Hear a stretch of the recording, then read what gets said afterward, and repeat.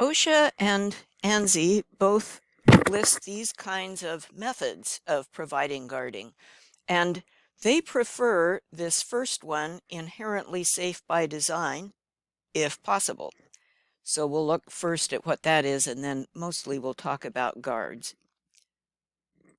I wanted to point out that, especially in this PowerPoint, I have notes for you at the bottom of a lot of these slides.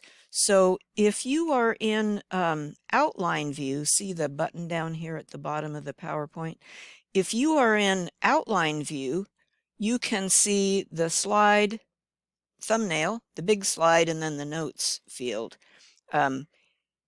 So I recommend that you view the slides in that form so that you can see what I have to say here if you're interested.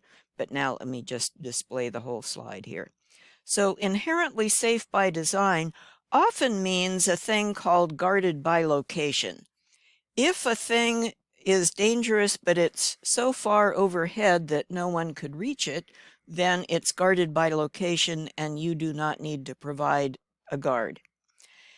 A few years ago, ASME used to say something was guarded by location if it were 8 feet up. Now, OSHA and ANSI are saying 7 feet up. I don't know about you, but I wonder why they think that's safe. Because if you have a tall person, 6 feet, 6'5", with big long arms, they're going to be able to reach that. So I'm not a fan. I would err on the side of caution, personally. But 7 feet up is the rule for now. Guarded by location can also mean something is far enough away horizontally that someone cannot reach it. That's guarded by location. And both OSHA and ANSI have charts that show how far away something has to be. Also, and I think this is from ANSI, if a gap is so small that you can't get a finger in there, that's inherently safe by design.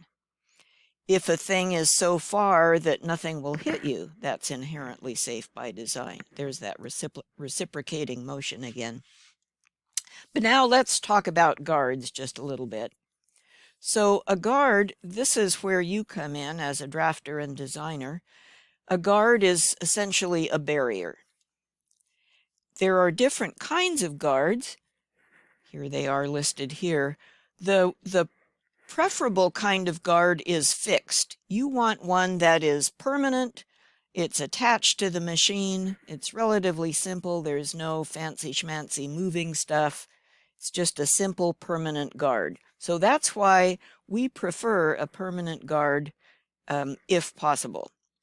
And permanent, it doesn't have to be welded or all one piece of metal. Permanent in the world of safeguarding means you need a tool to take it off. So it could be bolted on and somebody needs a wrench to unbolt it, let's say. And it could be made of a number of different kinds of materials. Here's OSHA's chart for how far away a dangerous thing has to be, and then how big the opening can be based on how far away the dangerous thing is. So if you could easily stick your finger through there, it needs to be a pretty small opening. If it's far, far away and you can't reach it, then it can be a bigger opening. And they actually make these opening scales that people on shop floors sometimes use for measuring. Then we cruise through the other types that probably don't concern us as drafters and designers. We're probably not going to be drawing these kinds. I do want to mention a kind called interlocked guards, because you'll run into these. And this is where interlocked means if the guard is open, the power shuts off. So you can't start it, or if it was running, it stops. And you can have a switch. There are various kinds of switches. There's a picture of one. One kind of switch is called a limit switch. Here's a photo of a limit switch on a plastic injection molding machine. and it is up here. There's that yellow thing is the guard that slides back, and then you can get to the tooling inside, the mold inside. When that guard is slid back, that limit switch is hit, and the thing, it turns off the power, and so you can't run the machine. Devices are, well, as the name implies, they're not guards, they're doodads that do things. And so these don't concern us as much as drafters and designers. We'll just real quickly look at what they are. You could have photoelectric, vision, machine vision kind of stuff. If you break the light beam, the thing shuts off.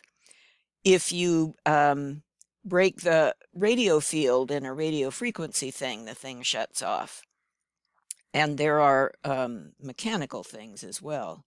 And then these are less, they're just less efficient. Pullbacks and restraints, sometimes you need them, but they're kind of a bother. Sometimes you will see a two-hand control. They used to call this a dead man control. So if something happens to the operator where they take one of their hands off, maybe they have a seizure or they fall down or whatever, the machine stops, the power stops right away. There's a variation, the trip, and a gate, which is a kind of interlocked thing.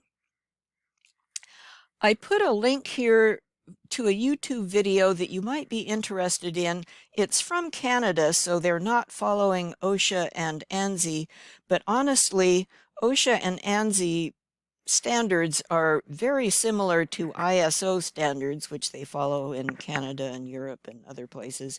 So anyhow, if you would like to see some of these parts in action, you might want to go check out that YouTube.